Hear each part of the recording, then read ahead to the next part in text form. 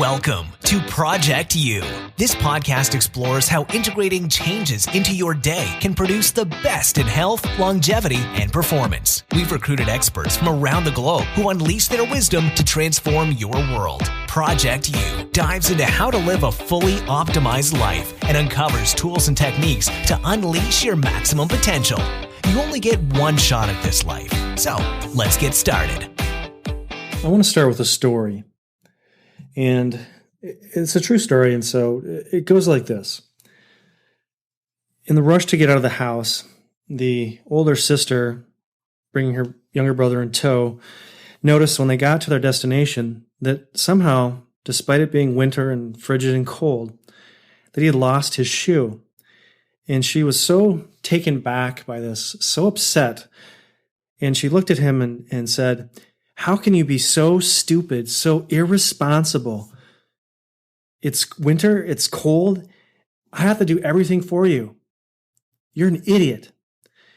And as she uttered that statement, the look of hurt on his face was very apparent. At that very moment, the doors were ripped open. She was grabbed and placed in a different car, and he was placed in a different car as well. They never saw each other again. This situation occurred back in the World War II era. These poor children were being taken to concentration camps, one to Auschwitz and the other to Buchenwald or some other camp. I forget the camp. It's not important. But what I want to drive home really is the power of words, and in particular, last words. And the sad reality is that the sister in this story, who was 8 or 9 at the time, lived. She survived the concentration camp ordeal. Her brother didn't. He died. He succumbed to the horrible life in the concentration camp. And so to this day, she still dwells on the fact that the last words that she shared with her brother, who she loved dearly, were negative, were horrible. And so often in life, we're so busy and so focused on ourselves and what we have going on inside that we often overlook the battle, the ordeal that's going on inside the person we're directing our comments to. And so just try to take this into heart. And it's a difficult thing to do. We're all human. But just think of the things that we utter in frustration, in temper, in short-sighted moments. Would those words be the last words that you wanted that person to remember, or you'd remember about that person?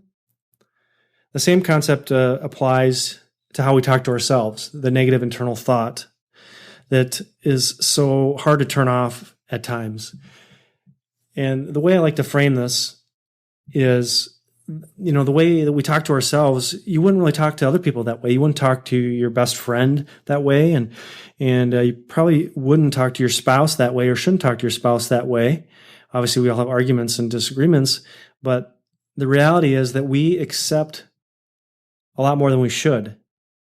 We criticize, blame, and really paint ourselves in negative light, which causes stress, anxiety, frustration, self-doubt, and all those things. And so that's it. Short episode. I just wanted to turn the tables from the health and the body issue and go inward more in terms of the mental side of longevity.